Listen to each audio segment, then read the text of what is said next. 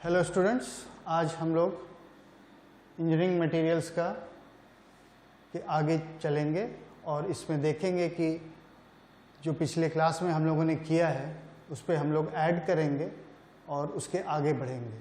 ठीक है, तो पिछली बार हम लोगों ने देखा कि किस तरीके से मटेरियल्स हमारे हिस्टोरिकली मतलब कैसे इतना इम्पॉर्टेंट है कि वो उस ज़माने का जो नाम है steel, iron age, bronze age, stone age, वो उस मटेरियल पे डिपेंड है जिस पे उस समय सबसे ज़्यादा काम, उसी मटेरियल से ही सारा काम मनुष्य करता था, उसी से औजार बनाता था, उसी से खेती भी करता था, उसी के घर में रहता था, जैसे गुफाओं में रहता था। ठीक है, तो क्योंकि उस समय उतनी चीज़ें पता थी हमें, लेकिन जैसे जैसे टाइम निकलता गया उतनी ही हम लोग और ज़रूरतें हमारी बढ़ती गई, चाहत बढ़ती गई और हम सोचते गए कि और ज़्यादा हमें और अच्छी चीज़ें मिले ताकि हमारी क्वालिटी ऑफ लाइफ और इम्प्रूव हो सके।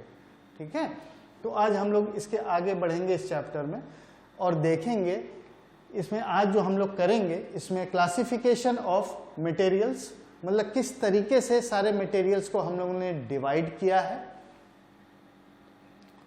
उसके बाद क्या क्या उसकी प्रॉपर्टीज़ हैं, मतलब उसके मैकेनिकल प्रॉपर्टी कैसी है, उसकी थर्मल प्रॉपर्टी कैसी है, उसकी ऑप्टिकल कैसी है, वो चमकता है या नहीं चमकता है, या अगर उस पर लाइट जाती है तो वो पास होती है या नहीं होती है, या उसके आर पार हम देख सकते हैं या नहीं देख सकते हैं। जैसे लोहा है, ठीक है, तो लोहे पे हम उसके आर पार नहीं देख सकते हैं, लेकिन ग्लास है, शीशा है, तो हम उसको देख लेते हैं। ठीक है, तो ये क्यों है ऐसा? क्योंकि वो उस तरीके के मटेरियल से बना हुआ है, उसके बॉन्डिंग उस तरीके के हैं। ठीक है, तो इसी प्रकार से हम मटेरियल को अलग अलग तरीके से क्लासिफाई करते हैं। ठीक है, डिवाइड करते हैं, उसकी कैटेगरी बनाते हैं और उसी हिसाब से उसका प्रयोग करते हैं। ये ज़्यादा गर्मी में इस्तेमाल हो सकता है या नहीं हो सकता। इसे प्लास्टिक को अगर हम गर्म कर दें तो बहुत ज़्यादा चांस है कि वो पिघलने सा लगेगा। ठीक है, सड़कों पे भी आपने देखा होगा गर्मी के दिनों में कहीं कहीं सड़कें पिघल सी जाती हैं और फट जाती हैं। ठीक है, उसके बाद हम देखेंगे कि प्रेजेंट एंड फ्यूचर नीड्स, जैसे कि हमने शुरू में भी देखा कैसे हम स्टोन एज से ब्रोंज पे गए, ब्रोंज से आयरन पे गए, आयरन के बाद हम स्टील बनाना सीख गए, स्टील के बाद एल्यूमिनियम बनने लगा, सब चीज़ें बनने लगी। ठीक है, उसी तरीके से आज भी जो हमारे पास मटेरियल है हम अभी भी चाहते हैं कि हम और उसे बेहतर बनाएं। ठीक है, तो हम लोग देखेंगे किस तरीके से हम लोग उसमें इवॉल्व हो रहे हैं, किस तरीके से हम जो मटेरियल मेरे पास आज है, आज की डेट में, उससे भी हम और अच्छा बनाना चाहते हैं। क्यों बनाना चाहते हैं? क्योंकि वो ऐसी रिक्वायरमेंट है हमारी, हम चाहते हैं वो हमारी चीज़ और छोटी हो जाए। ठीक है, जो हमारी बैटरी 12 घंटे चलती है हम चाहते हैं वो बैटरी 24 घंटे चले, वो 48 घंटे चले। ऐसी कार में हम बैटरी लगाना चाहते हैं जो 1000 किलोमीटर चले और सस्ती भी हो। तो ये कैसे बनेगा? इसके लिए डेवलपमेंट करना पड़ेगा। ठीक है, हवाई जहाज हैं, हमारे जिस स्पीड पे चलते हैं हम चाहते हैं और तेज चलें। ठीक है, कारें हम चाहते हैं और तेज चलें, लेकिन उसके लिए हमें और बेहतर पदार्थ बनाने पड़ेंगे। तो हम लोग देखेंगे किस तरीके से ये टेक्नोलॉजी डेवलप हो रही है और आज की क्या क्या नीड है जो हम next generation of the material, nano materials पे, फंक्शनल मटेरियल पे हम कहाँ जा रहे हैं। ठीक है,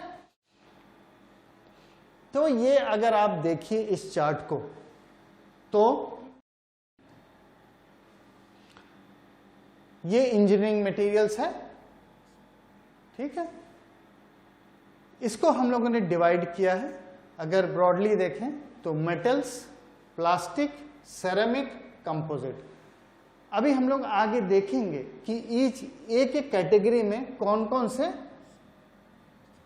तरीके के मटेरियल होते हैं। मेटल किसको कहते हैं, प्लास्टिक किसको कहते हैं, फिर सेरेमिक किसको कहते हैं और फिर कंपोजिट किसको कहते हैं। और मेटल के बाद अगर हम नीचे आए तो मेटल को हम further ferrous, non ferrous, amorphous में डिवाइड करते हैं। फेरस मतलब कि जिसमें आयरन है। ठीक है, और नॉन फेरस का मतलब जिसमें आयरन के अलावा आयरन नहीं है, बाकी सब चीजें। आयरन अगर है भी तो बहुत थोड़ी मात्रा में है, ठीक है। तो ये जैसे आपका एल्यूमिनियम हो गया,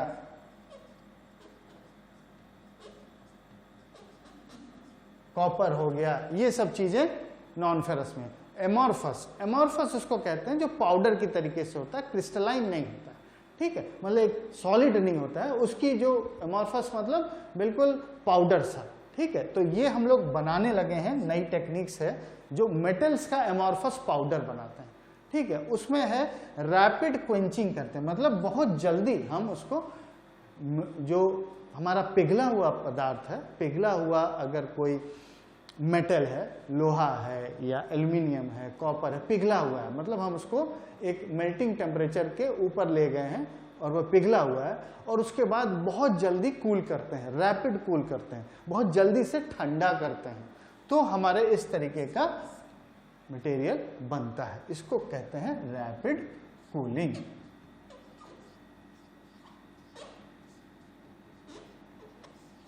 ठीक है, तो ये हमने देखा किस तरीके से इंजीनियरिंग मेटल से मेटल्स हुआ, और मेटल्स के बाद फेरस, नॉन फेरस, एमॉर्फस हुआ, और उसके बाद हम देखेंगे प्लास्टिक में है। अब प्लास्टिक में क्या है, कई कैटेगरी हैं, लेकिन हम इसको 3 कैटेगरी में डिवाइड किया हमने, थर्मोसेट, थर्मोप्लास्टिक, इलास्टोमर। ये सारी कैटेगरी हम लोग आगे की स्लाइड्स में देखेंगे, थर्मोसेट, थर्मोप्लास्टिक और इलास्टोमर, किसकी क्या क्या क्वालिटीज हैं। ये प्लास्टिक का क्लासिफिकेशन है। उसके बाद आता है सेरेमिक्स, ठीक है। सेरेमिक्स आप देख लीजिए कि जैसे ईंटा है, ठीक है, वो मट्टी से हमने बनाया है, भट्टी जैसे होती है ईंटे की भट्टी, भट्टा, उसमें जो है हमने ईंटे को एक गीली मिट्टी को रखा, उसके बाद उसको एक हीट किया, तो उससे वो हमारा बना, तो वो एक तरीके का सेरेमिक है।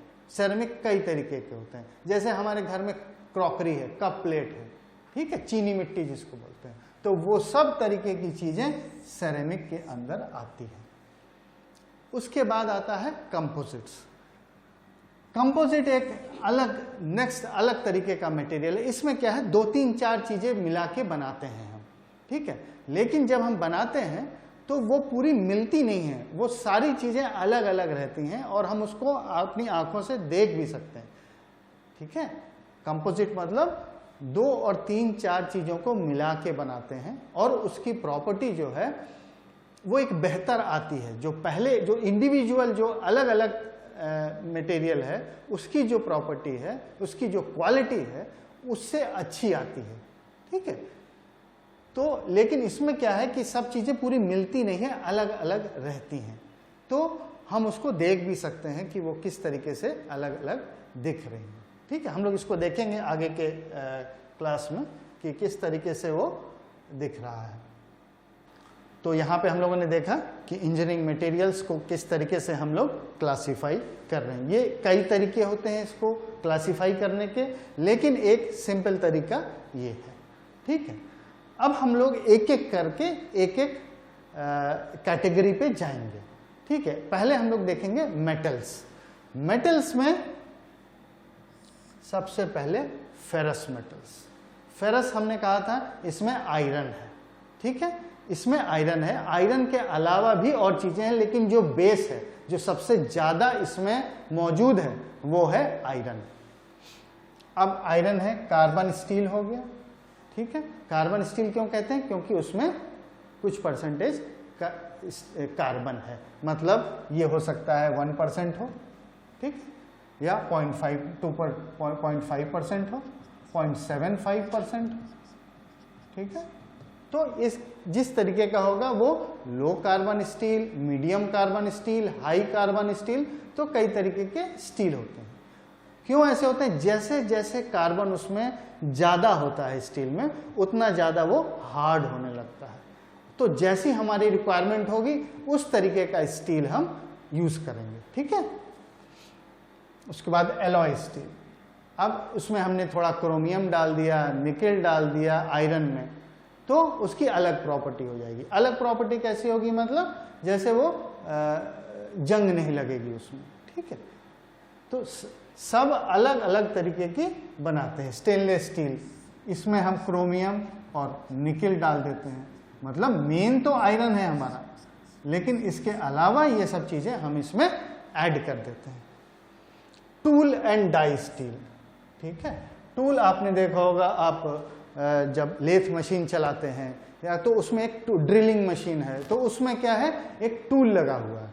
तो वो टूल किस तरीके का होगा कि आप देखिए जब भी वो टूल चलेगा, मशीन करेगा किसी कंपोनेंट को, तो वो गर्म होगा। जब वो गर्म होगा तो उसकी प्रॉपर्टी जो है वो क्या होगा, गर्म होके सॉफ्ट होने लगेगा, वो थोड़ा सा ढीला पड़ने लगेगा अगर नॉर्मल स्टील होगा। लेकिन टूल स्टील है तो उसमें ऐसे पदार्थ मिले हुए हैं जो थोड़ा गर्म भी होंगे तो भी अपनी स्ट्रेंथ को, अपनी स्टिफनेस को बरकरार रखेंगे, ठीक है। तो ये हम लोग आगे के लेक्चर्स में देखेंगे कि अलग अलग स्टील किस तरीके के होते हैं, उनकी क्या क्वालिटी होती है। तो अभी तक हम लोगों ने देखा मेटल में आयरन वाले, जिसमें आयरन है तो उसको हम कहते हैं फेरस। अब दूसरा होगा नॉन फेरस, ये एल्युमिनियम हो गया, मैग्नीशियम हो गया, कॉपर हो गया, जो हम लोगों ने ब्रोंज में देखा था कि कॉपर और टिन होता है, ब्रास में कॉपर जिंक होता है। तो टाइटेनियम एक बहुत थोड़ा महंगा है, लेकिन ये एरोस्पेस में बहुत ज़्यादा यूज़ होता है, ऑटोमोबाइल में यूज़ होता है, क्योंकि उसकी अलग अपनी क्वालिटी है इसलिए। और क्वालिटी रिलेटेड है कि अपनी स्ट्रेंथ रखता है, ताकत रखता है अपनी, थोड़े से 500-400 डिग्री तक, ठीक है, 400 डिग्री तक ये अपनी ताकत रखता है, स्ट्रेंथ रखता है, इसको स्ट्रेंथ कहते हैं। लेकिन एल्युमिनियम जो है 150 के ऊपर थोड़ा सा सॉफ्ट होने लग जाता है, ठीक है। तो अलग अलग इसके हम बर्तन बनाते हैं। आज भी कई घरों में आप देखिए कॉपर के जग मिलेगा आपको, ठीक है।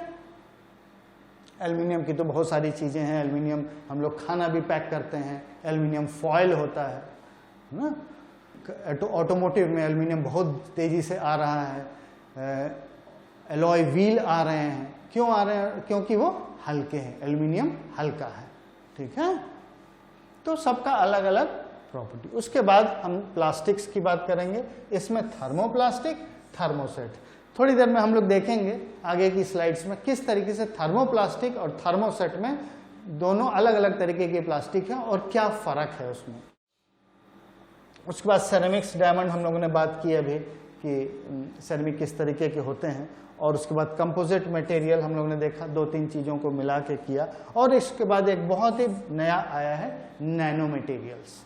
नैनो मटेरियल्स मतलब ये नाम इसका आया है नैनोमीटर से, ठीक है। नैनोमीटर, नैनोमीटर मतलब 10⁹ मीटर। इतने छोटे छोटे पार्टिकल होते हैं इसके, ये उन पार्टिकल से बना होता है, ठीक है। इतने छोटे छोटे जो पार्टिकल होते हैं इस रेंज के होते हैं, बिल्कुल भी इसके बराबर नहीं, लेकिन इस रेंज के होते हैं। और उससे जो बनता है कि उसकी अलग स्पेशल प्रॉपर्टी होती है, ठीक है। उसकी अलग स्पेशल प्रॉपर्टी होती है क्योंकि वो जब बहुत छोटा होता है तो उसका सरफेस एरिया बढ़ जाता है, तो वो अलग तरीके से बिहेव करता है। और हम लोग जो अभी काम कर रहे हैं, जो अभी हम लोग बात कर रहे थे कि इस जनरेशन से नेक्स्ट जनरेशन जाने के लिए जो हमको नए पदार्थ चाहिए, वो इन्हीं सब मटेरियल से हमें उम्मीद है कि हम इन सब चीज़ों से एक नेक्स्ट जनरेशन की मटेरियल बनाएंगे और बना रहे हैं ऑलरेडी। तो हमें और भी इम्प्रूव करना है, ठीक है। अब हम लोग कुछ क्वालिटीज़ देख लेते हैं मेटल्स की। यहाँ पे आप पिक्चर में देखिए, ये ब्रास है।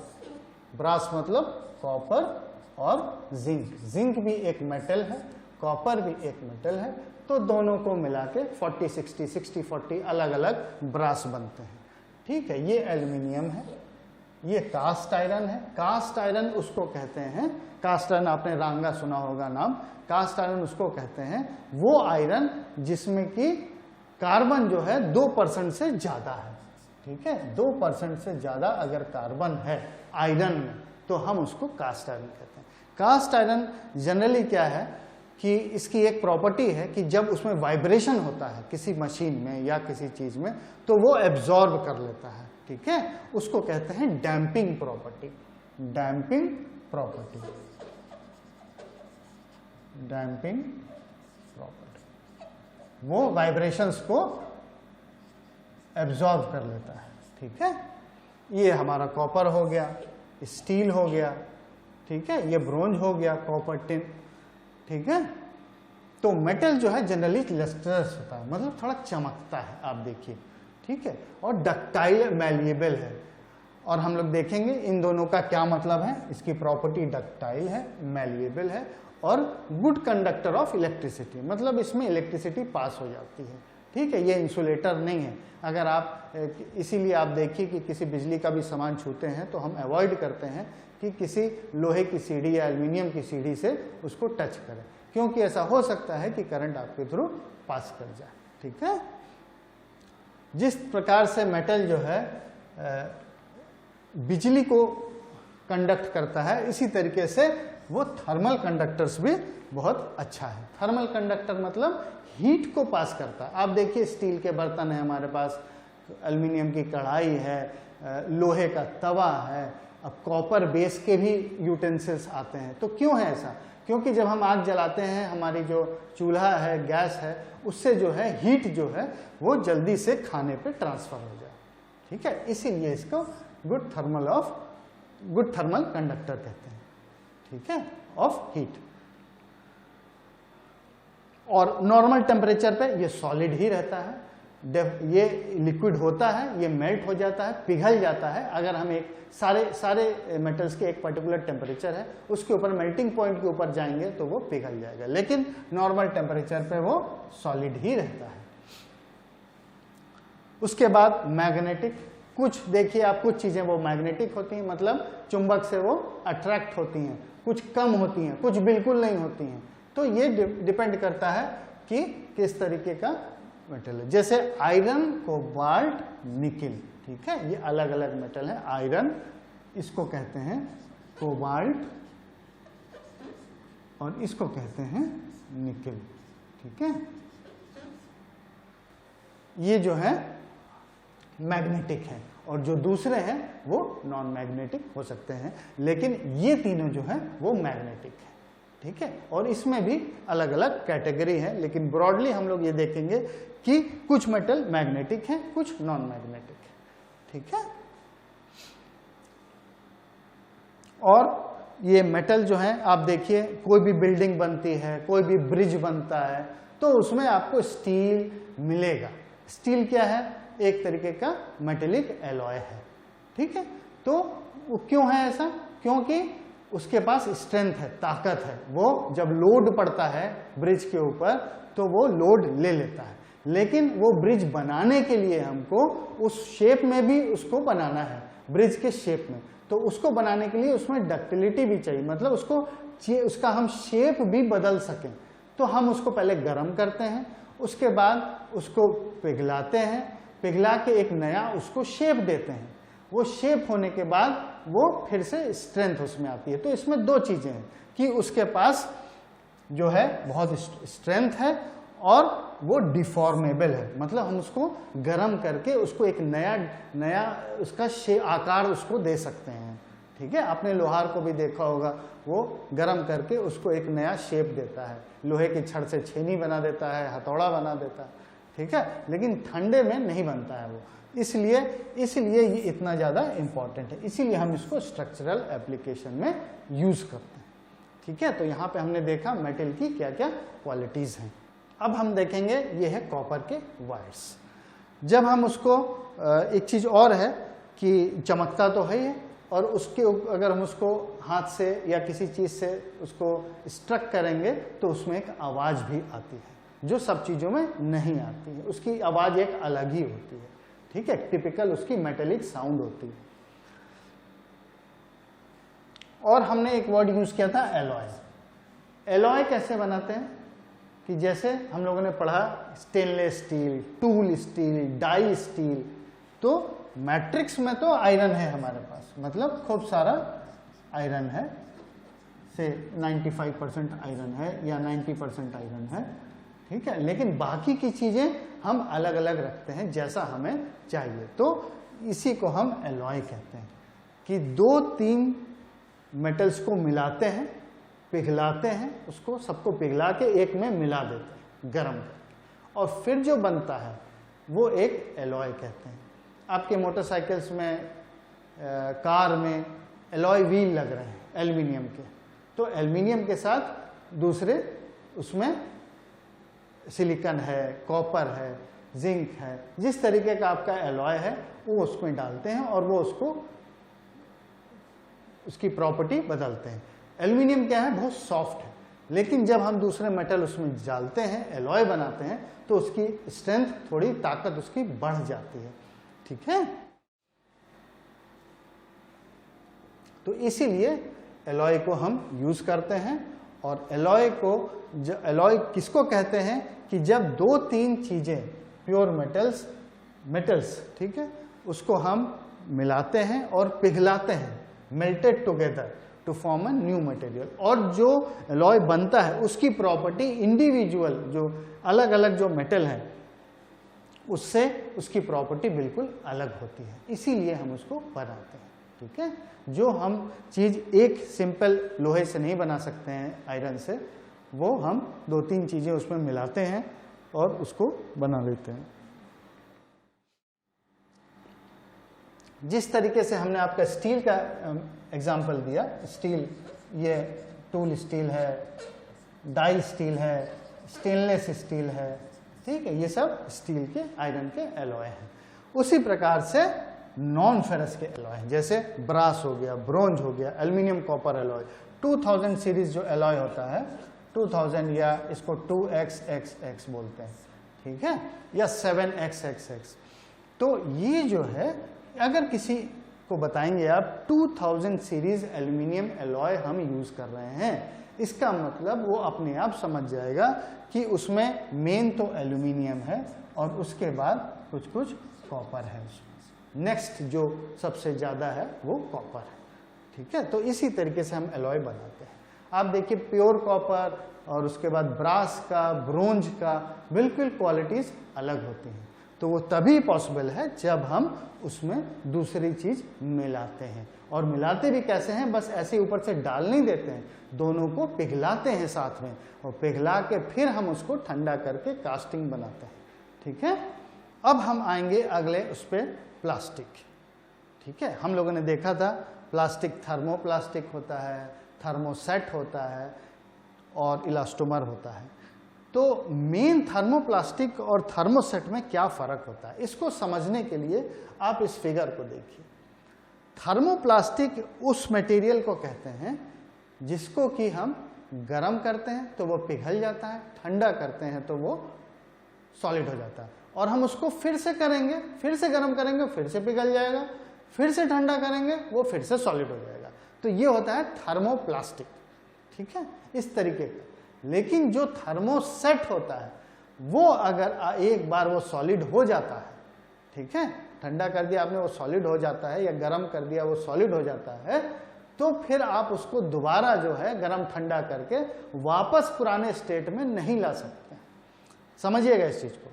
ठीक है, थर्मोप्लास्टिक और थर्मोसेट में क्या फर्क है।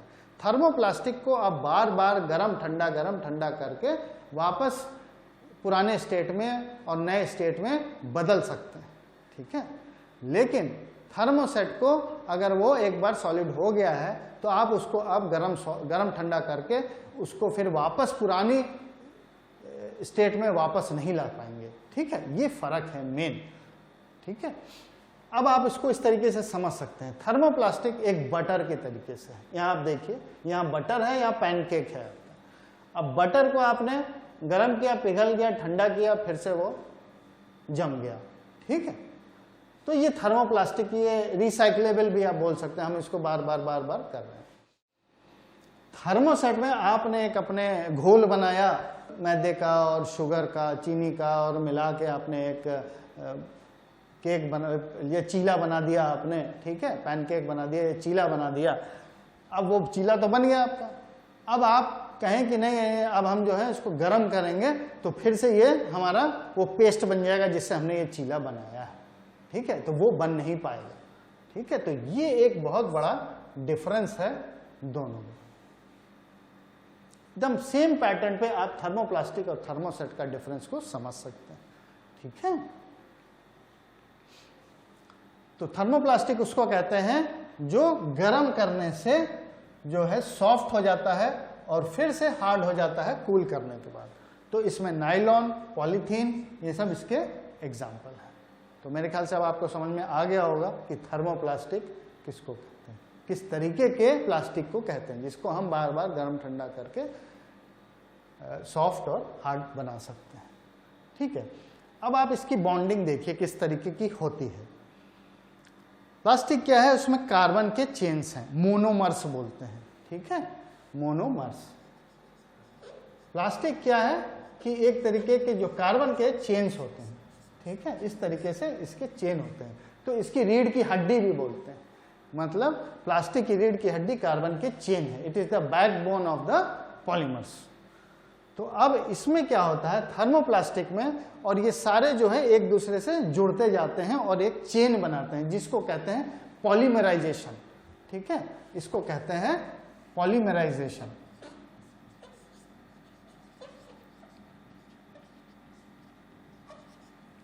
ठीक है, पॉलीमराइजेशन कहते हैं, और ये मोनोमर्स हैं। तो ये सब एक में जुड़ते हैं और तब इस तरीके की प्लास्टिक बनती है। इसको ऑर्गेनिक पॉलीमर भी बोलते हैं। और अब आप देखिए जब ये जुड़ जाते हैं तो एक चेन बन जाती है। ठीक है, और ये चेन जो है यही जो है गर्म ठंडा होके आपस में ये इस तरीके से थर्मोप्लास्टिक बन जाता है। ठीक है, लेकिन एक चीज गौर करिएगा कि यहाँ पे ये बॉन्डिंग नहीं है। ठीक है, ये बॉन्डिंग नहीं है, एक एक लेयर में बॉन्डिंग है।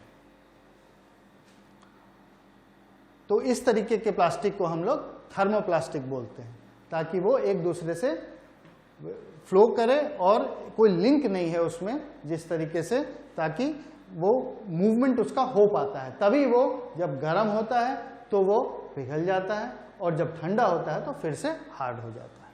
ठीक है, उसके बाद हम लोग दूसरे वाले पे आते हैं, जो चीला वाला हम लोगों ने बताया था कि इसको हमने एक बार अगर सॉलिड बना दिया तो फिर वो दोबारा फिर से वापस सॉफ्ट नहीं होता है वो।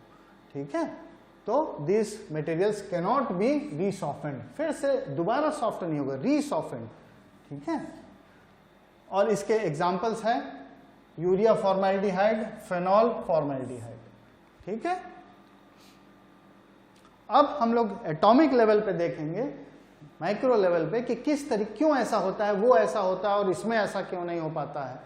ठीक है, वो वाला तो उसमें भी कार्बन कार्बन चेन है, इसमें भी कार्बन कार्बन चेन है, उसकी भी बैकबोन कार्बन कार्बन एटम्स हैं, कार्बन की चेन जो है मोनोमर है, मोनोमर से पॉलीमराइजेशन होता है और वो एक चेन ऑफ कार्बन एटम्स बनते हैं। ठीक है, इसमें क्या है, एक तरीके की क्रॉस लिंकिंग हो जाती है। जो हम आपको बता रहे थे, एक लेयर के एटम है, कार्बन की जो चेन है वो दूसरे लेयर वाले से कोई आपस में लिंक नहीं रखते हैं, इसलिए वो थोड़ा स्लाइडिंग होती है उसमें।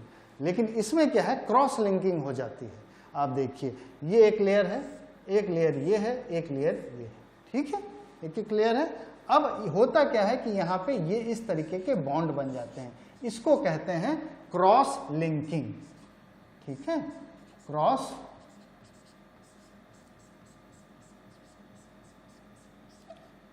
मतलब एक एक लेयर आपस में, फिर वो दूसरी नीचे वाली लेयर, उसके नीचे वाली लेयर भी एक बॉन्डिंग बना लेती है। तो क्या है, बहुत स्टिफ हो जाता है, बहुत टाइट हो जाता है उसका मूवमेंट। ठीक है, अब आप इसमें भी देख लीजिए कि जब ये एक बार पॉलीमर चेन जो है आपकी, दिस इज पॉलीमर चेन, और ये हीट है, तो जब ये एक चेन है, दूसरी चेन ये है, तीसरी चेन ये है। ठीक है, और ये बीच बीच में बॉन्डिंग है इसकी, जो चीज थर्मोप्लास्टिक में नहीं थी। ठीक है, वो यहाँ पे हो रही है, तो वो वैसे ही बॉन्डिंग रहती है। जो बॉन्डिंग एक बार बन गई, वो गर्म करने के बाद भी वो बॉन्डिंग रहती है। वो बॉन्डिंग फिर से हम सोचें कि वो जो सॉलिड बन गया है उसको हम फिर से जो है, ठंडा जो सॉलिड बन गया है उसको हम फिर से मतलब पुराने स्टेट पे वापस ले आए, तो वो नहीं हो पाता, जस्ट बिकॉज क्योंकि इस तरीके की क्रॉस लिंकिंग हो गई है। प्लास्टिक का और क्या प्रॉपर्टीज है? प्लास्टिक जो है हम लोग वहाँ यूज करते हैं जहाँ पे क्रोजन का रेजिस्टेंस चाहिए।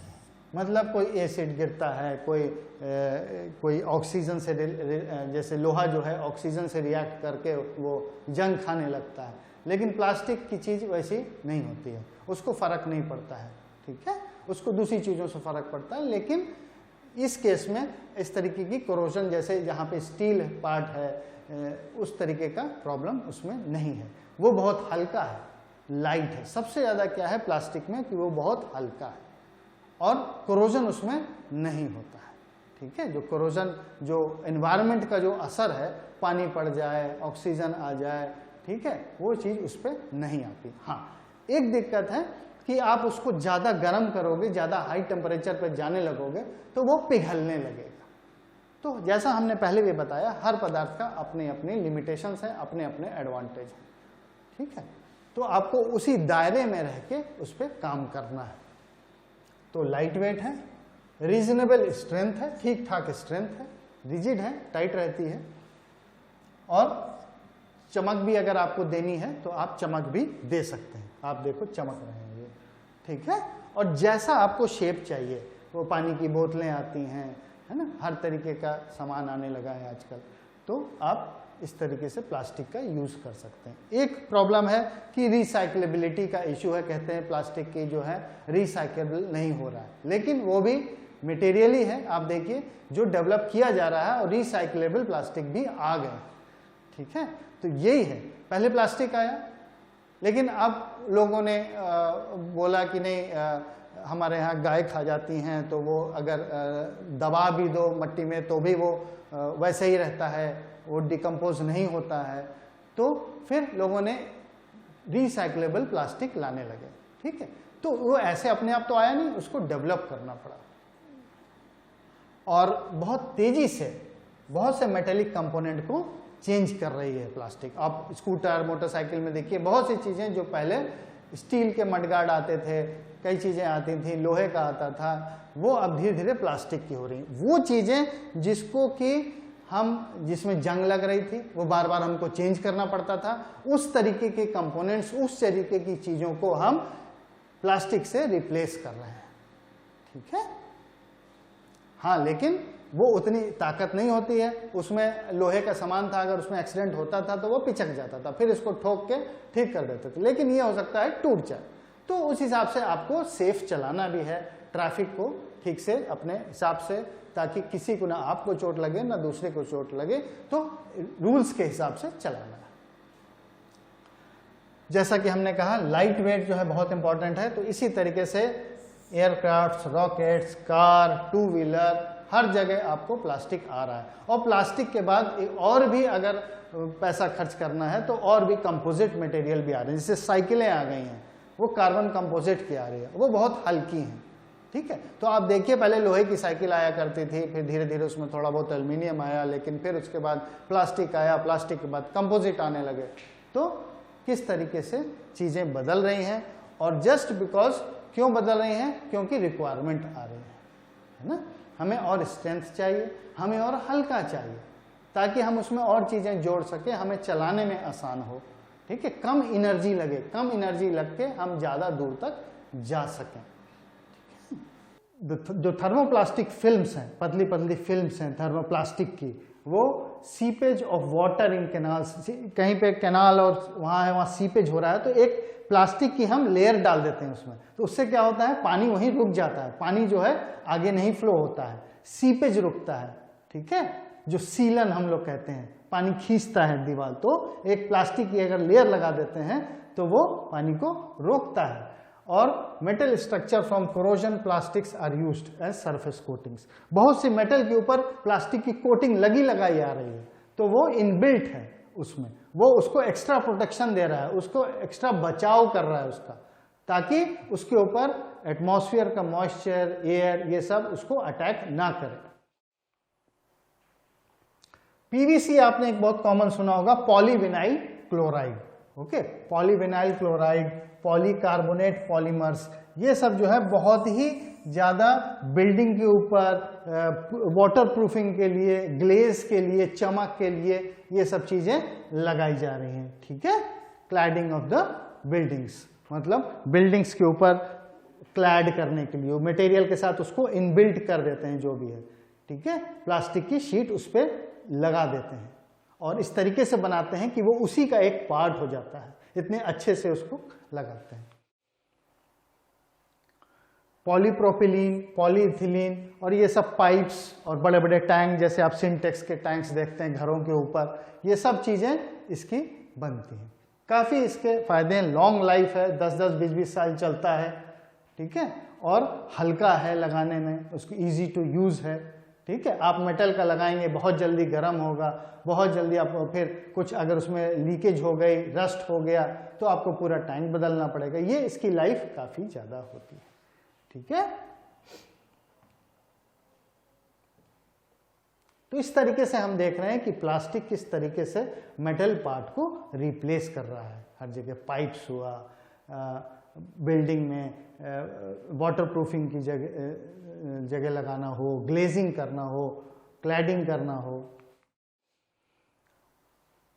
और प्लास्टिक क्या है आप देखेंगे, ये थर्मल इंसुलेटर भी है। थर्मल इंसुलेटर मतलब कि जो हीट है, हीट को वो ट्रांसफर नहीं करता, ट्रांसफर इंसुलेट करता है, हीट रेट को रोकता है, तो बहुत धीरे धीरे इसमें जो है ट्रांसफर ऑफ हीट है, जो कि मेटल में नहीं है। मेटल में फास्ट ट्रांसफर ऑफ हीट है, ठीक है, अगर कुछ हीट है उसमें तो वो बहुत तेज से ट्रैवल करता है अक्रॉस द मेटल, लेकिन प्लास्टिक में ऐसा नहीं है। तो इसके कुछ फायदे भी हैं और कुछ नुकसान भी हैं।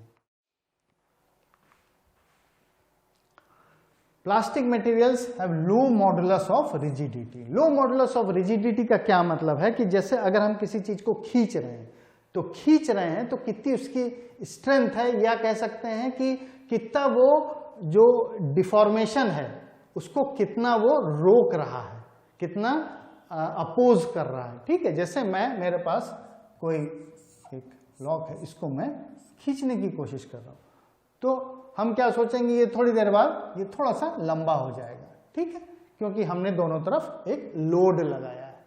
लेकिन कोई मटेरियल को अगर हमको कंपेयर करना है कि मान लो एक इतना खींचता है और दूसरा इतना खींच जाता है, तो नहीं लोड पे, ठीक है, एक्स लोड पे ये इतना खींचता है, ये इतना खींचता है, इसका मतलब जो कम खींचा वो ज्यादा रिजिड है और ये ज्यादा फ्लेक्सिबल है।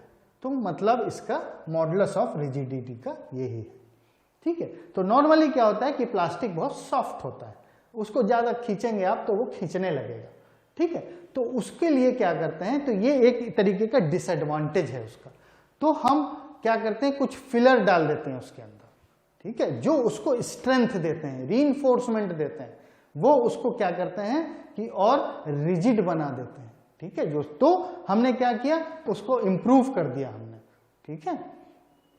उसकी जो एक डिसएडवांटेज था, उसका जो एक शॉर्ट कमिंग था कि वो बहुत फ्लेक्सिबल है, उसको हमने एक फिलर डाल के, एक एडिशन ऑफ फिलर्स या जैसे ग्लास फाइबर डाल के, एक प्लास्टिक के अंदर ग्लास फाइबर्स के रीइंफोर्समेंट डाल दिए हमने। अगर आपका ये है, इसके अंदर हमने इस तरीके से फिलर्स डाल दिए, ये ग्लास फाइबर का है, तो जब हम खींचेंगे तो वो हमको ज़्यादा स्ट्रांग हो जाएगा, ठीक है। तो इस तरीके से हमने एक तरीके का इसका जो प्रॉब्लम थी उसको इम्प्रूव किया। और ये सब पार्ट आप देख रहे हैं सब प्लास्टिक के बने हुए हैं, ये आपने देखा, ये कैंस हैं, ये ऑटोमोटिव पार्ट्स हैं, सब आप जैसे जैसे हम लोग आगे चलेंगे कोर्स में हम लोग देखेंगे इसको। और हल्का तो होता ही है, जैसे हमने आपको एग्जांपल बताया, बाल्टी का ही देख लीजिए, पहले बहुत भारी बाल्टियां थी। कारों में देख लीजिए, पहले बहुत भारी कारें होती थी, लेकिन अब धीरे धीरे हम उसको प्लास्टिक और लो डेंसिटी के मटेरियल यूज कर रहे हैं, तो वो हल्की हो रही है। हल्की हो रही है तो क्या फायदा है, उसका एफिशिएंसी बढ़ रही है, ठीक है। एक मेजर ड्रॉबैक जो पॉलीमर के साथ है कि वो डिकम्पोज हो जाता है, ठीक है। Major drawback to the polymer is their tendency to soften और decompose at modest temperature। इसका मतलब कि थोड़ा सा भी हम अगर हीट ज़्यादा देते हैं तो वो पिघलने लगता है, ये इसका एक डिसएडवांटेज है।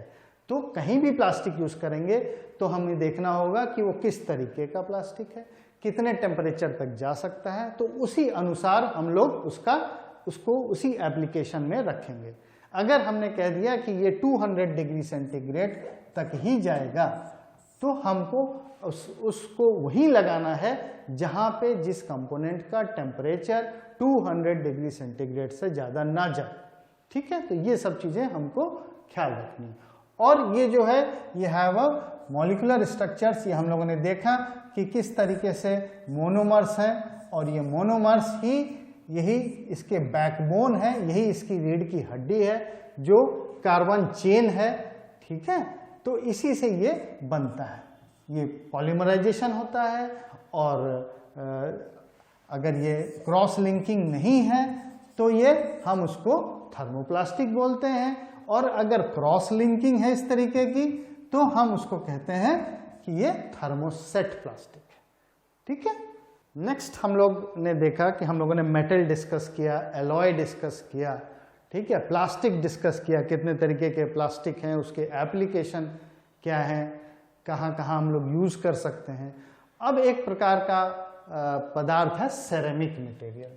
ठीक है, सेरेमिक मटेरियल। सेरेमिक मटेरियल जो है, जैसे एग्जाम्पल दीजिए आप ईंटा, ठीक है, चीनी के बर्तन जो घर में होते हैं, पहले एक कप, चाय का कप, ये सब सेरेमिक में आता है। ये सब क्या है, कन्वेंशनल सेरेमिक है। इसको हम लोग कहते हैं कन्वेंशनल सेरेमिक। लेकिन इसके बाद क्या होता है कि एडवांस सेरेमिक्स भी आता है, जो भी हम पढ़ेंगे। तो जो सेरेमिक है, they are inorganic materials whose formation is due to the action of heat. Clays, मट्टी के जो भी आप कुल्हड़ देखते हैं, ये सब सेरेमिक कैटेगरी में ही आते हैं। ठीक है, इसमें क्या है, ये हाई टेम्परेचर ले लेता है, लेकिन होता क्या है, ये ब्रिटल होता है। इसकी प्रॉपर्टी क्या होती है, ये थोड़ा सा ब्रिटल होता है, मतलब अगर इसको झटका देंगे आप तो ये टूट जाएगा, लेकिन ये गर्मी को टॉलरेट करता है, गर्मी को सहन करता है। ठीक है, तो आप देखिए ईंटे को कैसे बनाते हैं, भट्टे में डालते हैं, उसको खूब गर्म करते हैं, कच्ची मिट्टी से बनाते हैं, खूब बनाते हैं, उसके बाद वो कड़ा होकर निकलता है, तो वो जो निकलता है वो सेरेमिक है। ठीक है,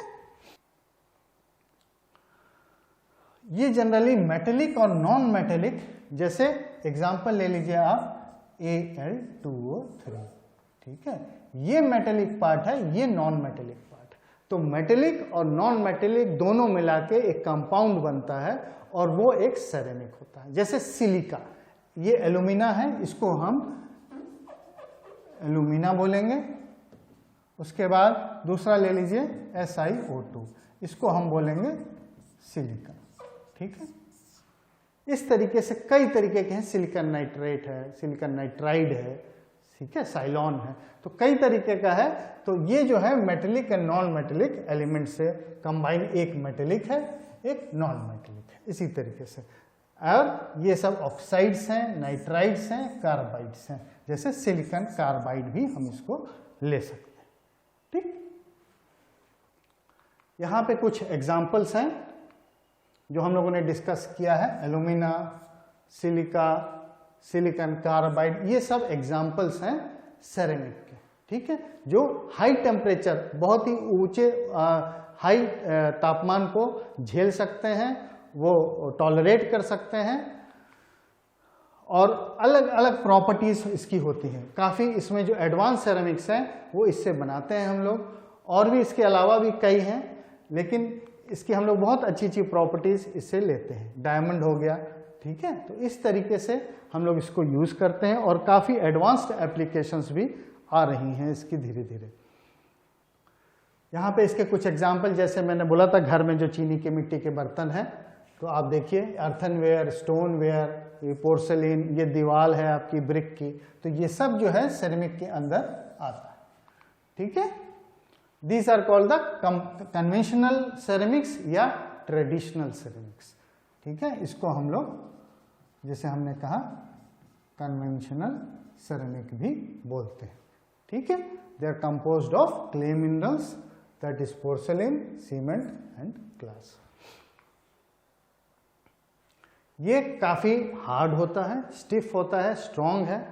ठीक है, जैसा कि आपको पता ही है, जैसे कुल्हड़ का ही अगर पका हुआ कुल्हड़ है या आपका ब्रिक है और या चीनी के बर्तन है घर में, उसको आप देखिए, छूइए तो वो काफ़ी हार्ड है, ठीक है, इतना सॉफ्ट नहीं है प्लास्टिक के तरीके से, वो हार्ड है। ये भी कुछ एग्जाम्पल्स हैं सेरेमिक के। तो ये ट्यूब है, ठीक है, ट्यूब फर्नेस भी होती है, मतलब इसके अंदर हम पूरी एक छोटी सी भट्टी बना सकते हैं और ये टॉलरेट करेगा, ये मेल्ट नहीं होगा। अगर हम इसी को मेटल का बनाते तो ये पिघल सकता था, लेकिन ये जो है सेरेमिक का बना हुआ है, ये बहुत high temperature 2000 degrees 1500 may be 2000 degrees तक भी ये जा सकता है, ठीक है, इतना हाई टेम्परेचर तक ये ले लेगा और अलग अलग साइज के हैं। इस ये ट्यूब की तरीके से भी थर्मल इंसुलेशन का भी काम करेगा, मतलब अगर अंदर कुछ गर्म है तो बाहर गर्मी ट्रांसफर नहीं करेगा, तो आपका एनर्जी लॉस कम होगा, ठीक है। तो ये उस तरीके की चीज है। ये एक फर्नेस है। फर्नेस में भी आप देखिए तो ये जो पार्ट है पूरा, ये व्हाइट वाला, ये पूरा सेरेमिक है, ठीक है। अंदर ये इलेक्ट्रिकल के, इसमें इलेक्ट्रिकल रॉड लगे हुए हैं, रेजिस्टेंस हीटिंग हो रही है, रेजिस्टेंस फर्नेस है ये, और चारों तरफ इसकी इंसुलेशन है। इंसुलेशन कौन कर रहा है? ये सेरेमिक कर रहा है, ठीक है, ताकि जो अंदर गर्मी है वो बाहर नहीं जाने दे रहा है, ठीक है। तो यही एक कॉन्सेप्ट होता है फर्नेस का, ठीक है। और सेरेमिक्स जो है एक्सट्रीमली ब्रिटल, ये आपको आइडिया हो गई, अगर आपका चाय का कप गिर जाता है तो वो टूट जाता है, ब्रिटल है वो, ठीक है, and are highly susceptible to fracture, बहुत जल्दी फ्रैक्चर हो जाता है उसमें।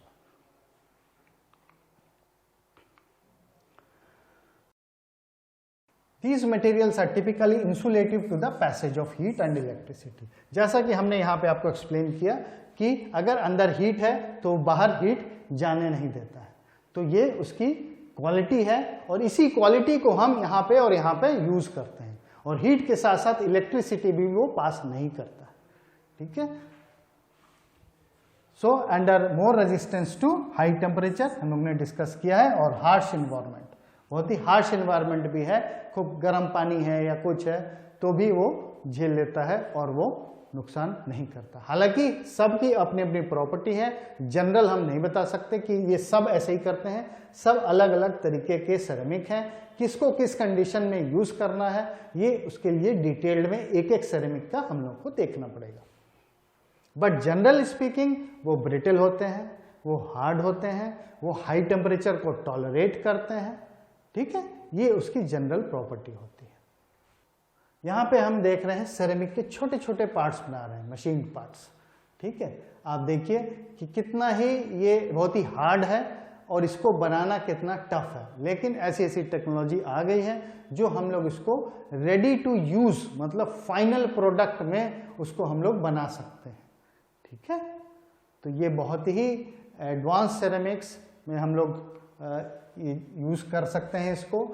और यहाँ पे आप देखिए किस तरीके से ये छोटे छोटे प्रोडक्ट्स हैं, ये हनीकॉम्ब स्ट्रक्चर है, आप देखो इसको 2 मिलीमीटर 3 मिलीमीटर 4 मिलीमीटर के लेंथ के ये छोटे छोटे पार्ट्स हैं, और उसके अंदर कितने छोटे छोटे इंट्रिकेट मशीन्ड प्रोडक्ट्स हैं। तो ये फाइनल कास्टिंग है, ये रेडी टू यूज बनाते हैं, इसको मशीन नहीं करते हैं, इसको कास्ट ही इस तरीके से हम लोग करते हैं, ठीक है। और अभी क्या है, मेटेलिक पार्ट में हम लोग इसको मशीन करते हैं, ठीक है, कास्टिंग करते हैं, लेकिन मान लीजिए इसको बहुत हाई टेम्परेचर पे यूज करना है, लेकिन वो हम मेटल का पार्ट नहीं बना सकते क्योंकि वो पिघल जाएगा।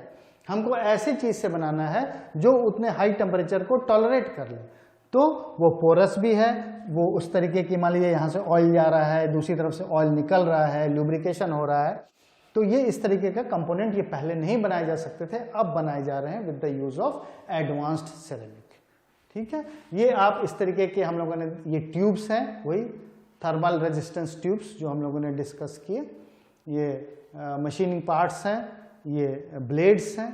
तो ये सब जो है, हालांकि आपको पता है ये सब चीज़ें बहुत ही ब्रिटल हैं, लेकिन उसको उस कंडीशन को लेते हुए भी हम मशीन तो नहीं कर सकते क्योंकि ब्रिटल है, वो टूट जाएगा, तो हम इसको कास्ट करते हैं, ठीक है। तो ये बहुत ही एडवांस्ड एप्लीकेशंस हैं सेरेमिक के।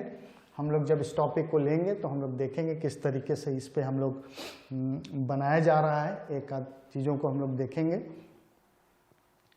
तो ये बहुत ही आप देखो इसमें 0.5 mm का ये स्ट्रक्चर है, इतनी दूर का, और उसमें उसके अंदर इतने बड़े बड़े बने गए। तो this are really very marvellous engineering products.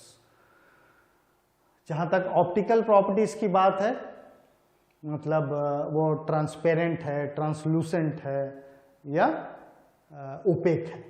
Transparent मतलब कि हमको एक तरफ से दूसरी तरफ दिखना चाहिए, तो ऐसे भी सेरेमिक है हमारे पास। ट्रांसलूसेंट मतलब थोड़ा सा दिखेगा, हल्का सा, एक दूसरे से बिल्कुल क्लियर नहीं दिखेगा। तो इस तरीके के जैसे आपकी एप्लीकेशन हो उस तरीके का सेरेमिक अवेलेबल है। और ओपेक मतलब एक तरफ से दूसरी तरफ का आपको बिल्कुल नहीं दिखेगा, ठीक है। उस तरीके के खूब सारे सेरेमिक है। तो ये एक अलग कैटेगरी ऑफ मटेरियल है जो कि अब यूज हो रहा है एडवांस्ड। पहले तो कन्वेंशनली यूज होते थे, कप प्लेट में यूज होता था, लेकिन इंजीनियरिंग प्रोडक्ट्स में अब इसको आप देख रहे हैं किस तरीके से इसका यूज आ रहा है। नेक्स्ट है कंपोजिट्स, ठीक है। तो हम लोगों ने अभी तक देखा कि पहले हम लोगों ने मेटल से शुरू किया, मेटल देखा, फिर हम लोगों ने प्लास्टिक देखा, इसी मेटल में हम लोगों ने एलॉयज को डिस्कस किया, एलॉयज के इसी मेटल में हम लोगों ने फेरस और नॉन फेरस देखा। तो काफी हम लोग इस चैप्टर में ये देख रहे हैं, इंट्रोड्यूस कर रहे हैं कि कितने अलग अलग प्रकार के हमारे पास पदार्थ हैं और सबकी अलग अलग प्रॉपर्टीज है, ठीक है। तो अब हम लोग प्लास्टिक के बाद सेरेमिक्स में आए, सेरेमिक्स के बाद हम लोग कंपोजिट्स पे आ रहे हैं। तो आप देखिए कि क्यों हम लोग इसको डेवलप कर रहे हैं, क्योंकि हमारे पास ऐसे एप्लीकेशन आ रहे हैं जो हमारे पास पुराने मटेरियल है वो वहां पे यूज नहीं हो सकते हैं, उसकी लिमिटेशन है, ठीक है। इसलिए हम लोग नए मटेरियल पे जा रहे हैं, ठीक है। So engineering materials made from 2 or more consistent materials, constituent materials with significantly different। तो कंपोजिट मतलब कि कोई दो अलग अलग प्रकार की चीजें हम लोग एक दूसरे में मिलाएंगे, दोनों अलग अलग तरीके की होंगी और दोनों की प्रॉपर्टी अलग होगी और एक बीच का एक प्रॉपर्टी एक फाइनल प्रोडक्ट की बनेगी। लेकिन कंपोजिट में आपको ध्यान रखना है कि जो भी दो चीजें तीन चीजें हमने मिलाई हैं वो सब अलग अलग उसमें रहती हैं, मतलब पूरी मिलती नहीं है आपस में। जैसे एलॉय में वो पूरी एक दूसरे में घुल जाता था, मिल जाता था, लेकिन कंपोजिट में वो चीज ऐसा नहीं है, वो सारी चीजें अलग अलग रहती हैं, ठीक है। हम लोग अभी एक्सप्लेन करेंगे कैसे। तो दे हैव डिफरेंट फिजिकल और chemical properties which remain separate and distinct on a microscopic level with in the finished structure. मतलब आप उसको नेकेड आई से मैक्रोस्कोपिक लेवल पे, ये मैक्रो है इसको ध्यान रखिएगा, मतलब नेकेड आई से जो चीज आप आंख से देख सकते हैं वो आपको अलग अलग उसमें देखेंगे। अगर आप उसका सेक्शनिंग करेंगे, उसका क्रॉस सेक्शन काटेंगे तो आपको वो अलग अलग दिखेगा, ठीक है। कि जो दो मटेरियल आपने मिलाए हैं वो मटेरियल आपको अलग अलग उसमें दिखेंगे, दोनों मटेरियल की अलग अलग प्रॉपर्टीज हैं। तो जो फाइनल प्रोडक्ट दोनों को मिला के कंपोजिट मटेरियल बना है उसकी जो प्रॉपर्टी होगी वो दोनों से अलग होगी, और इसलिए करते हैं ताकि हम दोनों को मिला के एक और अच्छा पदार्थ बना सकें। यही इसका आइडिया होता है कंपोजिट मटेरियल का, ठीक है। अब हम लोग डिस्कस करेंगे कि जो कंपोजिट मटेरियल है उसको हम कैसे कैटेगराइज करते हैं। तो इसके दो तरीके हैं कैटेगराइज करने के। हमने आपको बताया कि कंपोजिट मतलब दो चीजें मिलाते हैं, ठीक है। तो इसमें दो चीजें होती हैं, एक होता है मैट्रिक्स, एक होता है रीइंफोर्समेंट।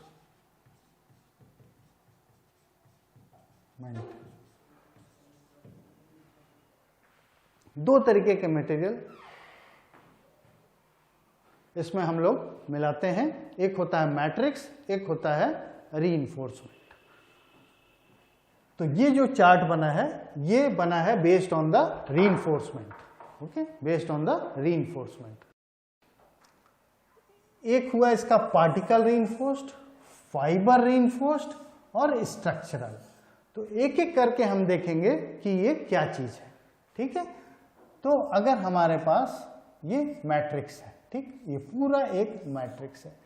अब उस मैट्रिक्स को हमको रीइंफोर्समेंट डालना, तो हम एक, मान लीजिए ये ए मटेरियल है, तो हम एक बी मटेरियल को इस तरीके से छोटे छोटे इसमें प्लास्टिक्स पार्टिकल्स डाल देंगे, ठीक। तो ये बी मटेरियल है, ये ए मटेरियल है, ये बी मटेरियल, ए के अंदर बी डाल दिया। तो ए हमारा, ए जो है वो मैट्रिक्स है और ये जो है रीइंफोर्समेंट मतलब ये हमको ताकत देगा उसमें, ठीक है, ये हमको ताकत देता है। जैसे आपने देखा होगा कि जो मकान बनता है, जो बीम पड़ता है, पिलर पड़ती है, तो उसमें जो है लोहे की छड़ें रहती हैं और उसके बाद आप अंदर मसाला भरते हैं, सीमेंट, बालू, वो सब, ठीक है। तो जो स्टील के रॉड्स, जो आपके लोहे के रॉड हैं, वो आपका रीइंफोर्समेंट काम करता है, वो उसको ताकत देता है। मतलब जो सीमेंट है वो कॉम्प्रेसिव फोर्स लेता है और टेंसाइल फोर्स लेने के लिए आपके पास वो लोहे की छड़ें होती हैं, ठीक है। इसी तरीके से ये, इसको हम पार्टिकल रीइंफोर्स क्यों बोलते हैं, क्योंकि इसमें हमने छोटे छोटे पार्टिकल डाल दिए अंदर, इसलिए हम इसको पार्टिकल रीइंफोर्स्ड। फाइबर रीइंफोर्स्ड क्यों बोलते हैं, फाइबर रीइंफोर्स्ड इसलिए बोलते हैं क्योंकि हम इसके अंदर फाइबर डाल देते हैं। ये हमारा मैट्रिक्स है और इस तरीके से फाइबर डाल देते हैं, जैसे carbon fibre, glass fibre, boron fibre, Kevlar fibre, कई तरीके की फाइबर हैं। तो ये जो है इसको स्ट्रेंथ देते हैं, ठीक है। तो ये इसको फाइबर रीइंफोर्स्ड बोलते हैं, क्योंकि जो रीइंफोर्समेंट है वो फाइबर का है, इसलिए हम उसको फाइबर रीइंफोर्स्ड बोलते हैं। और ये स्ट्रक्चरल है, इसमें दो तीन तरीके का होता है, जैसे लैमिनेट्स होते हैं इसमें। ये आप देखें, अगर हम इससे आए यहाँ नीचे तो ये लैमिनेट्स हैं। लैमिनेट क्या है, आपने देखा होगा कि जो प्लाई की दुकान में आप जाइए तो वो लैमिनेट करके लिखा रहता है वहाँ पर, ये लैमिनेटेड है, वो लैमिनेट है। उसमें क्या करते हैं, वो एक प्लाई के ऊपर दूसरी प्लाई, फिर तीसरी प्लाई, वो सब चिपका देते हैं, पतली पतली लेयर बना के, और एक अलग आपका सुपीरियर क्वालिटी ऑफ प्लाई आपको बेच देते हैं। वो कहते हैं वाटर प्रूफ प्लाई है, ठीक है। वाटर प्रूफ में वो करते क्या है कि बाहर की लेयर को वो एक ऐसे मटेरियल से लगा देते हैं जो वाटर प्रूफ है, और अंदर जो है पूरा पूरा आपका दूसरे तरीके का मटेरियल आ जाता है। कई तरीके के होते हैं। वो बेंडिंग प्लाई है, मतलब वो ज्यादा बेंड करेगा, ठीक है। तो वो सब जो बनता है वो लैमिनेट होता है, मतलब कि एक लेयर लगाई, दूसरी लेयर लगाई, तीसरी लेयर लगाई, तो एक एक लेयर को हम कहते हैं लैमिनेट। और वो लैमिनेट सारे चिपका के हम लोग बेस्ड ऑन द क्या, किस तरह, कैसे आप उसको बनाते हैं लैमिनेट को।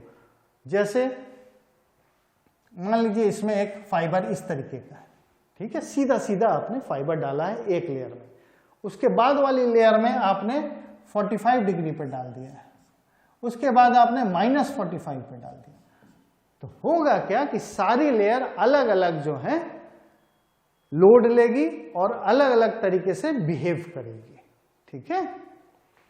तो इसीलिए इस चीज को हम लोग लैमिनेट बोलते हैं। हम लोग आगे की क्लास, भी तो ये इंट्रोडक्शन है, आगे आपको समझ में आएगा कि ये किस तरीके से बनता है। उसके बाद सैंडविच पैनल। सैंडविच पैनल जैसा कि नाम से है, सैंडविच है, मतलब कोई चीज जो है दो चीजों में दबी हुई है। तो ये है आपका एक, और एक आपने ऊपर लगा दिया, ये इसको हमने सैंडविच पैनल बोल दिया, ठीक है। और इसको हमने मान लीजिए बहुत हल्का बना दिया, तो ये बहुत लाइट वेट हो गया, और ऊपर से हमने उसको पूरा पैक कर दिया, पूरा एक पतली सी कोई सॉलिड शीट लगा दी। तो ये जो स्ट्रक्चर बन गया आपका, ये काफ़ी लाइट वेटेड हुआ, ठीक है। तो ये इसीलिए कंपोजिट का इसको नाम दिया गया, मतलब दो तीन चीज़ें मिला के हमने बनाया। लेकिन इसमें क्या है कि एक प्रॉपर्टी जो है, एक एवरेज प्रॉपर्टी आएगी, और जो जितनी भी आपने चीज़ें डाली हैं, और अगर आप उस मटेरियल को क्रॉस सेक्शनिंग करेंगे, खोल के देखेंगे, तो सब चीज़ें आपको अलग अलग मिलेंगी। ये इसमें कंपोजिट में सब चीज़ें एक में घुल मिल नहीं जाती हैं, इसमें सब चीज़ें आपको नेकेड आई से अलग अलग दिखाई देगी। उसके बाद पार्टिकल रीइंफोर्समेंट की हम लोग बात कर रहे थे यहाँ पे। तो ये मैट्रिक्स है और ये रीइंफोर्समेंट है, ठीक। तो अगर लार्ज पार्टिकल, ये बहुत बड़े बड़े पार्टिकल हैं, ठीक है, बड़े बड़े पार्टिकल हैं, तो हम इसको लार्ज पार्टिकल रीइंफोर्समेंट बोलते हैं। डिस्पर्शन स्ट्रेंथेंड, मतलब उसी में से डिस्पर्स होके अलग अलग जो है छोटे छोटे पार्टिकल वो डिस्पर्स्ड है पूरे मैट्रिक्स में, तो हम उसको डिस्पर्शन हार्डनिंग स्ट्रेंथेंड बोलते हैं। Continuous aligned, discontinuous aligned. Continuous aligned मतलब कि इस तरीके का, ऐसे ये पूरा कंटिन्यूअस अलाइंड है, ठीक है। डिसकंटिन्यूअस शॉर्ट मतलब छोटे छोटे फाइबर, ये ऐसे ऐसे ऐसे ऐसे, ये कंटिन्यूअस नहीं, ठीक है। तो ये इस तरीके का डिसकंटिन्यूअस शॉर्ट, ठीक है। और ये जो है ये भी दो तरीके से हो सकते हैं, अलाइंड या रैंडमली ओरिएंटेड। इसको अगर हम लोग देखें तो ये रैंडम है और ये अलाइंड, दोनों शॉर्ट हैं, ये और ये दोनों शॉर्ट हैं, ठीक है। ये कंटिन्यूअस है, ये दोनों शॉर्ट हैं, ये अलाइंड है और ये रैंडमली ओरिएंटेड। आई थिंक ये जो चार्ट है ये बहुत इंपॉर्टेंट चार्ट है एक जनरल व्यू देने के लिए कि जो रीइंफोर्समेंट है, बेस्ड ऑन द रीइंफोर्समेंट हम कैसे कैसे कैटेगराइज करते हैं कंपोजिट को।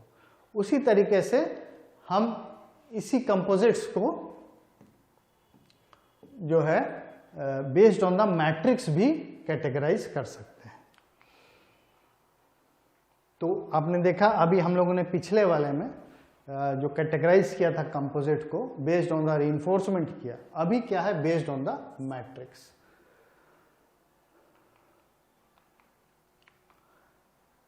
यहां पे देखिए तीन नाम है, पीएमसी, एमएमसी, सीएमसी।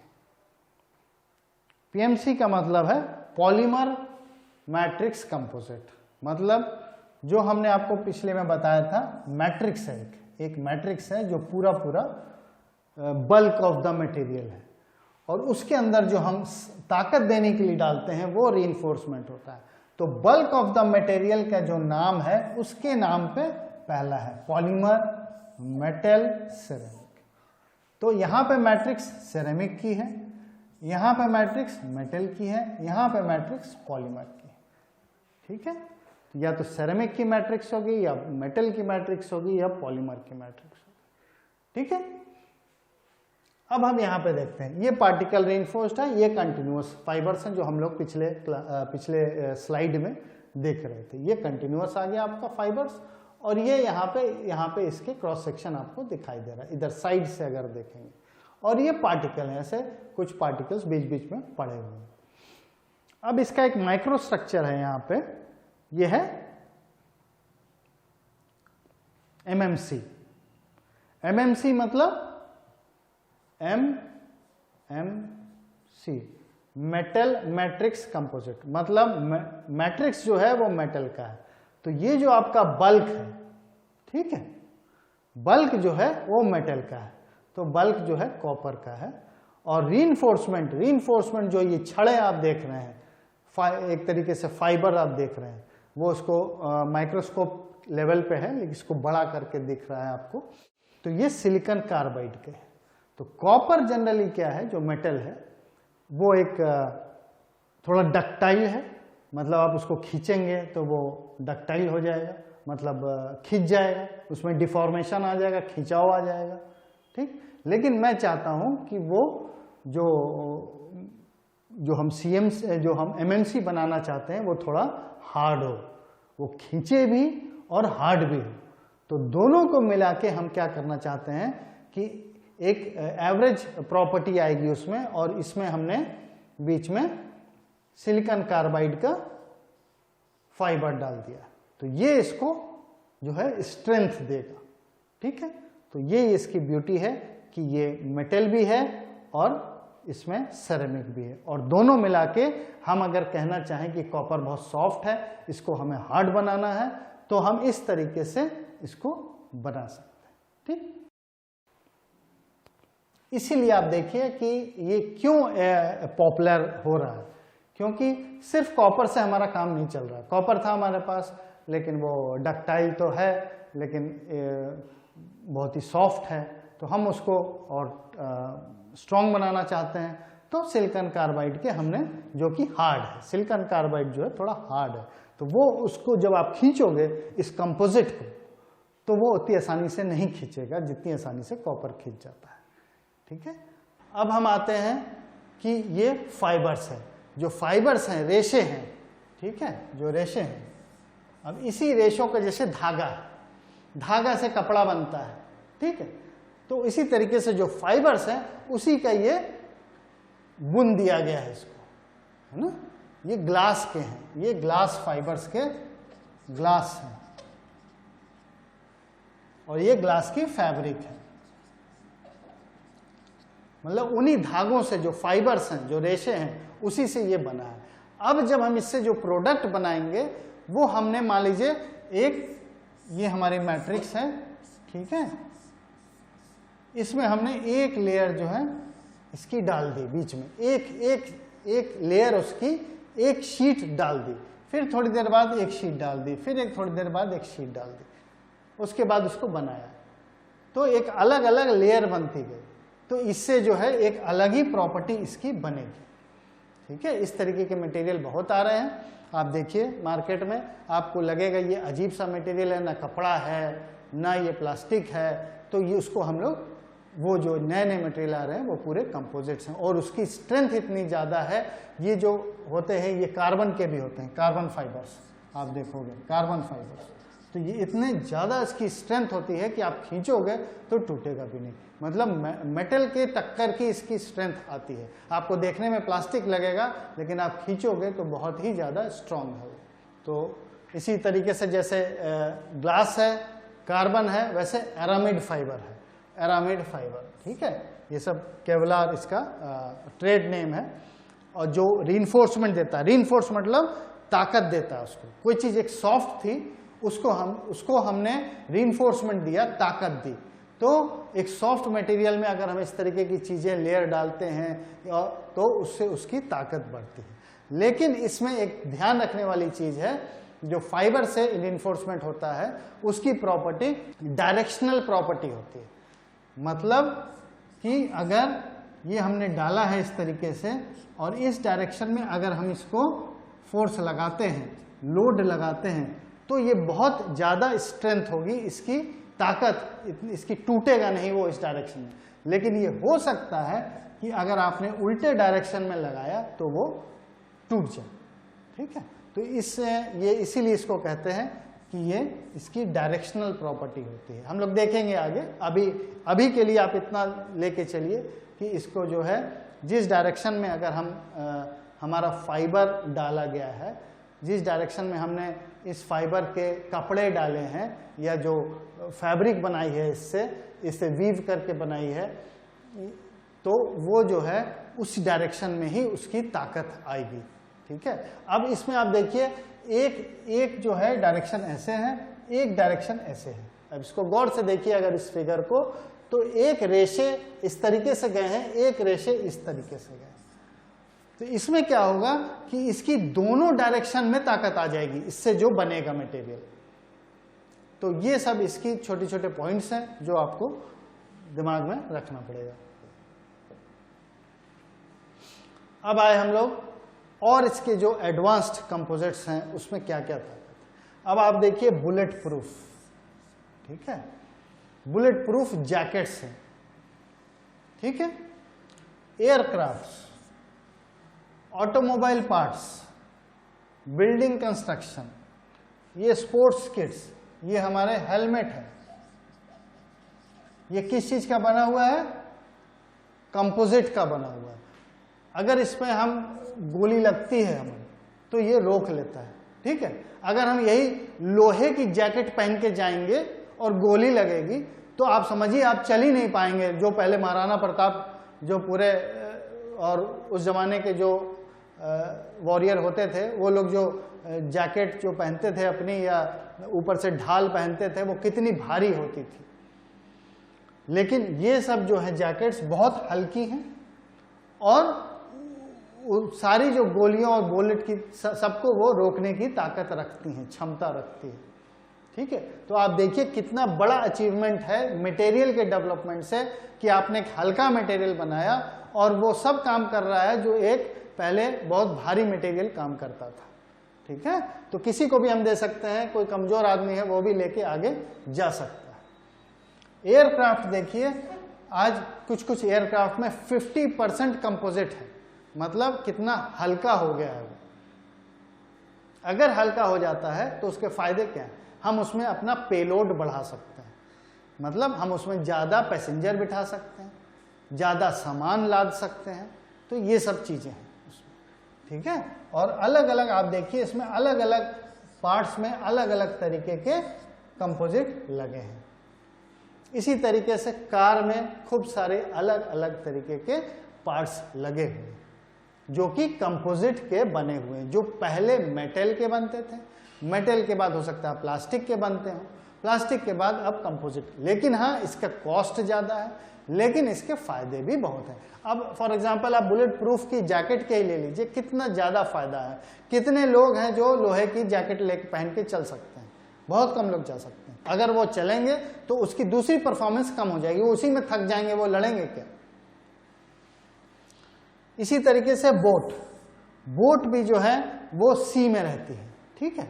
जब हाई स्पीड पे चलती है और सी में चलती है, बहुत दिन रखी रहती है उसी में, तो आप देखिए अगर लकड़ी की होती है नीचे या फिर किसी मेटल की होती है तो उसमें कोरोजन होगा, जंग होगा, आपको रेगुलर उसको पेंट करना पड़ेगा, है ना। तो लेकिन कंपोजिट जो हो गया उसके ऊपर आपको मान लीजिए पॉलीमर का कंपोजिट है, PMC है, पॉलीमर मैट्रिक्स कंपोजिट, ठीक है। पॉलीमर मैट्रिक्स कंपोजिट मतलब कंपोजिट जो है, जो उसका जो मैट्रिक्स है वो पॉलीमर का है, प्लास्टिक का है। तो प्लास्टिक हम लोगों ने अभी देखा कि वो कोरोजन नहीं होता है उसमें, तो जो इसमें क्लोराइड आयन है आपका, जो नमक का पानी है सी में, वो उसको फर्क नहीं करेगा। जो अलगे लग जाते हैं या काई लग जाती है वो सब इसमें लगेगा भी तो साफ हो जाएगा। लेकिन लोहे का और किसी चीज का होगा, मेटल का, तो उसमें वो जंग लग जाएगा, रस्ट लगेगी, फिर आप उसको क्लीन करोगे, रेगुलर मेंटेनेंस करोगे, तो ये सब काम बढ़ जाते हैं। अब आप देखिए ये बंदा स्टिक है इसके पास, ये स्टिक की क्या क्या क्वालिटीज हैं, जैसे रैकेट्स है आपके, टेनिस के रैकेट हैं, ठीक है, बैडमिंटन के रैकेट्स हैं, ये सब कंपोजिट के बन रहे हैं। क्यों बन रहे हैं? क्योंकि हल्के हैं। सबसे बड़ी बात है लाइट वेट है, लाइट वेट बहुत ही हल्के हैं, तो जो भी प्लेयर है वो बहुत आराम से उसको खेल सकता है। उसके बाद जब इसमें बॉल लगती है या कॉर्क लगती है तो जो जर्क आता है वो उसके बॉडी में ट्रांसफर नहीं होता है, वो जो मटेरियल है वो उसको एब्जॉर्ब कर लेता है, ठीक है। तो जर्क को एब्जॉर्ब कर लेता है, जर्क को एब्जॉर्ब कर लेता है, जर्क को एब्जॉर्ब करता है। ये हेलमेट है, अगर हेलमेट लोहे की होती तो कितनी, आप सोचिए कितना भारी होता उसको, लेकिन कंपोजिट की है, ताकत उसकी उससे ज्यादा है लोहे वाले से, और सारा इंपैक्ट भी ले लेती है। तो ये कितना आपकी लाइफ आसान हो गई है कंपोजिट के आने से, ठीक है। ये क्यों हुआ है? क्योंकि नेक्स्ट जनरेशन ऑफ मटेरियल बन रहा है।